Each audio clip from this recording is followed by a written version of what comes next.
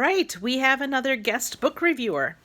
This is my mom from Florida, and she sent me a long video which I'm going to edit, and I'm going to edit out some of the critical pieces in case you read the book and want to be surprised. So thanks, Mom, for doing a book review, and the rest of you, I'm still waiting.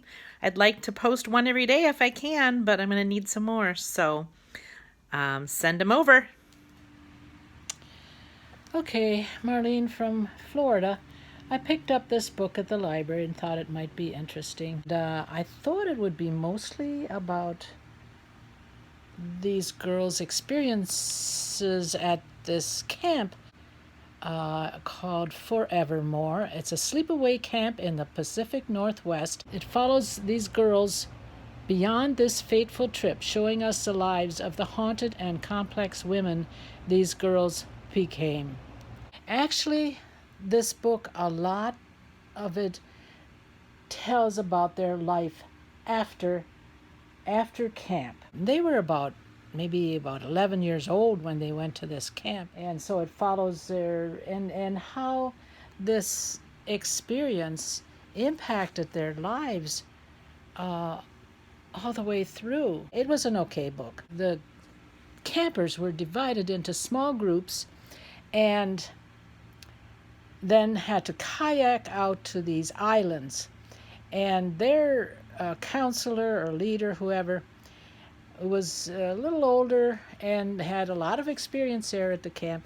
But she decided that they would go to a different island than they were assigned to because it would be very remote, and she thought they would enjoy that more.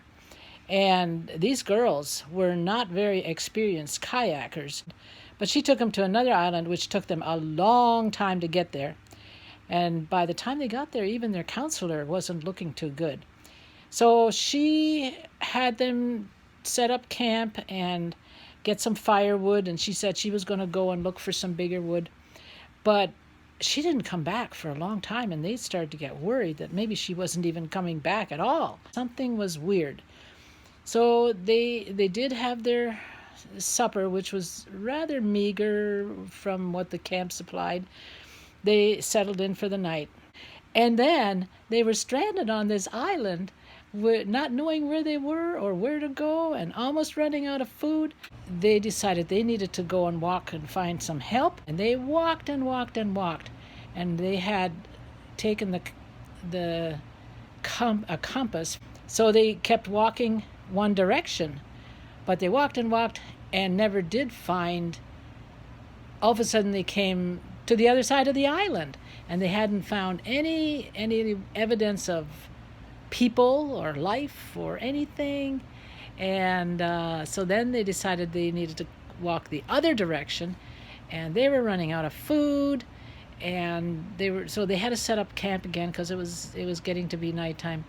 And one of the girls all of a sudden was missing, and when they found her, she had eaten all the food that was left for them, and then they were really upset. They actually came across some bears. Trying to get away from the bears, the girl got her ankle caught, and she broke her ankle, so she was in terrible pain. She could not walk, and so they had found some drugs in with the counselor's things, and so they drugged her until she fell asleep, and then they left her there and went off looking for help. There was not a lot of detail about their rescue, which I'm not sure about that, but they eventually did find some people. And the strange thing is, it was an island, but they came across a parking lot where there were some cars. So I don't know where those cars came from. But anyway, they knew there were people there, and they did get rescued. From there, it just went into their life stories. And so it was quite an interesting book. First of all, their life stories. This experience changed their outlook on life. From award-winning novelist Kim Fu comes a stunning portrait of girlhood, the nuances of survival, and the pasts we can't escape. Okay, that's it. Thank you.